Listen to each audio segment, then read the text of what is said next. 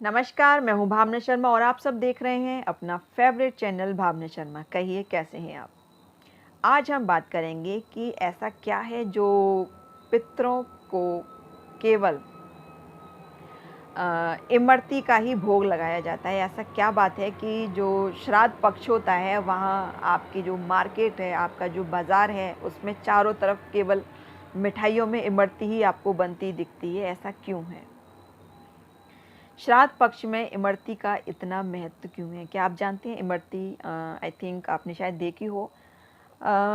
हमारे यहाँ तो इमरती बोलते हैं, मुझे नहीं पता कि आपके यहाँ उस मिठाई को क्या बोलते हैं। और ये दाल की बनाई जाती है, मूंग की जो वो सॉरी काली उड़द जो होती है ना, उड़द उड़द की दाल जो धुली हुई होती है उसकी बनाई जाती हैं।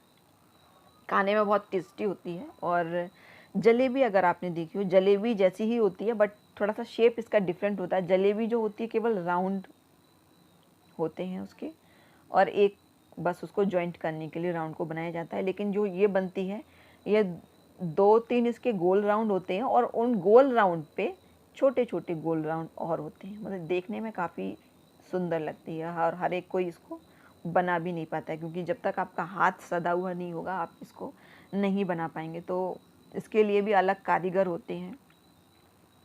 खैर, अब अपनी बात पर आते हैं कि इसको इतना महत्व क्यों दिया गया है, इमरती क्यों बनाई जाती हैं। तो हाँ, जो पितरों के जो देव होते हैं उनका नाम है आर्यमा स्वामी। ये आपको शायद अगर नहीं पता हो तो ये आपके लिए नई चीज़ हो गई आई थिंक। कोई बात नहीं, लेकिन अब मैंने आपको बता दिया, आपको पता चल गया कि जो हमारे पितृ हैं उनके जो देवता बोले जाते हैं उनका नाम है आर्यमा स्वामी। तो आर्यमा स्वामी जो हमारे पितृ हैं उनको सबको एक साथ लेकर आते हैं और पृथ्वी लोक पर छोड़ने के लिए आ रहे थे। एक बार की बात है कि वो जो आर्यमा स्वामी हैं वो सभी पितरों को लेकर पृथ्वी लोक की ओर प्रस्थान कर रहे थे। तभी जो यमदूत हैं वो वहाँ आते हैं और आर्यमा स्वामी को प्रणाम करते हैं। तब आर्यमा स्वामी कहते हैं कि हे देव, आप यहाँ पर क्या कर रहे हैं? यमराज जो थे तो वो कहते हैं कि जो मैं आपको कुछ बताने के लिए आया हूँ। तो वो पूछते हैं कि बताइए क्या बात है। तो वो कहते हैं कि अगर आप जो जो पितृ हैं आपके, अगर ये, क्योंकि मेरी जो सवारी है, जो भैंसा है वो मेरी वाहन है, मेरी सवारी है, और अगर आपके पितृ उसी के कुल की भोजन ग्रहण करेंगे, यानी कि जो भैंसा है उसका कुल में जो भैंस आती है उसकी माता या बहन जो भी है उनकी फैमिली का ही एक सदस्य के रूप में है, तो अगर उनका ये पान करके आएंगे, यानी कि जो उनका दूध है तो उसका अगर यूज़ करेंगे, उसका अगर प्रयोग करेंगे तो उनको इसका दंड ज़रूर भोगना पड़ेगा। तो उन्होंने बताया कि वो इस चीज़ का यूज़ ना करें। अगर वो ऐसा करेंगे तो उनको भोगना पड़ेगा जो भी वो, क्योंकि जो उनकी सवारी है यमराज की वो भैंसा है और भैंसे के कुल में ही आते हैं जो भैंस वगैरह। इसलिए कहा जाता है कि अगर आपको कोई भी मीठी चीज़ जैसे, या फिर आपको पनीर भी अगर यूज़ करना है तो वो गाय का दूध लेकर बनाएं तो ठीक रहेगा।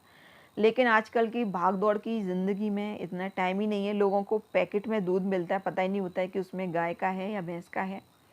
तो आप पहले सुनिश्चित कर लीजिए कि वो दूध किसका है। अगर आपको लगता है कि आप नहीं कर पा रहे हैं तो उन चीज़ों को अगर अवॉइड करेंगे तो ज़्यादा बेहतर रहेगा।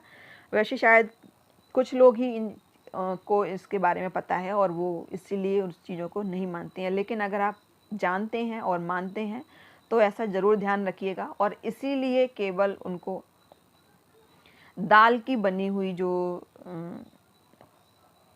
इमरती है उसका भोग लगाया जाता है, उसको मिठाई के रूप में दिया जाता है। कोई खोए की मिठाई नहीं रखी जाती है। तो इसका जो मेन रीज़न था वो पीछे ये था। लेकिन वो आपके ऊपर डिपेंड करता है कि आप क्या करते हैं। वैसे जो मैंने मोस्टली देखा है वो केवल इमरती का ही भोग लगाते हैं मीठे के रूप में। अभी बात हम करेंगे कि ये तो हो गई इमरती की बात की, और ऐसी कौन-कौन सी चीज़ें हैं जो मैं अगली वीडियो में बनाऊँगी, क्योंकि ये वीडियो भी मुझे लगता है काफ़ी लेंदी हो रही है, कि आपको किस चीज़ का भोग नहीं देना चाहिए। जो अगर आप थाली निकाल रहे हैं, अपने पितरों की जो आप थाली निकाल रहे हैं, तो उसमें आपको क्या नहीं करना चाहिए, ठीक है ना? तो वो मैं आपको अगली वीडियो में बताऊँगी। तब तक के लिए नमस्कार।